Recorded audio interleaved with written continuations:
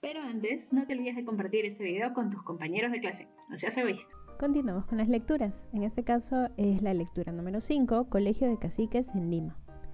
El Colegio del Príncipe había sido fundado en el cercado de Lima por el virrey Esquilache, como consecuencia de la campaña de extirpación de idolatrías que se había iniciado a principios del siglo XVII en el Perú. Siglo XVII menos 1000 años, los años 1600.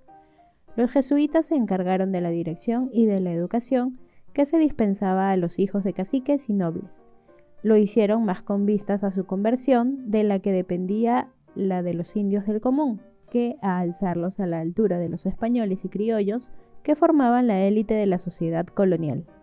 Si bien al principio los alumnos pudieron seguir clases de gramática, hubo un momento en que decayeron las condiciones de enseñanza de los indios.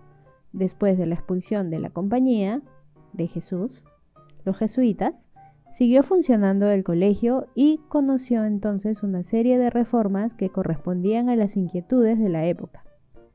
Hubo una revalorización de los estudios con la creación de una y luego otra aula de latinidad, enseñanza de la historia y más contactos con la universidad. Entonces tenemos que en el Colegio del Príncipe se enseñaba a los hijos de caciques y nobles y este colegio era dirigido por los jesuitas. Información útil. Dentro del grupo de indígenas, los que accedieron rápidamente a la educación durante la época colonial fueron los caciques, o curacas, por ser las autoridades indígenas.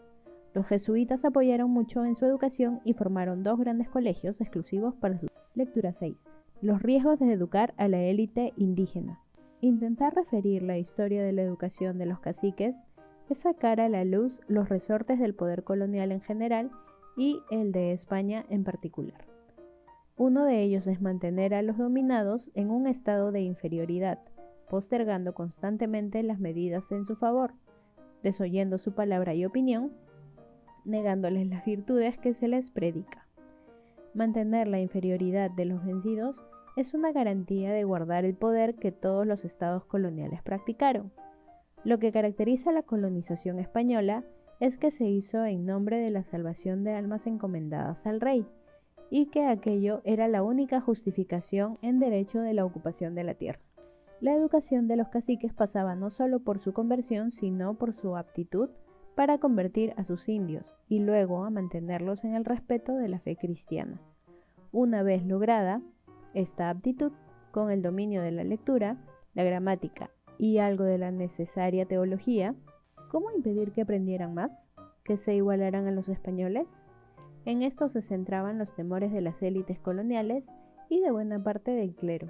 ¿Qué es lo que se quería? Que en este caso los caciques y sus hijos que recibían una educación no pudieran superar o por sus conocimientos pudieran ascender en su escala social y superar a las élites coloniales o a la iglesia. Ya saben que el conocimiento da poder. Mientras más ignorante seas, es más fácil que te manejen, que te dominen.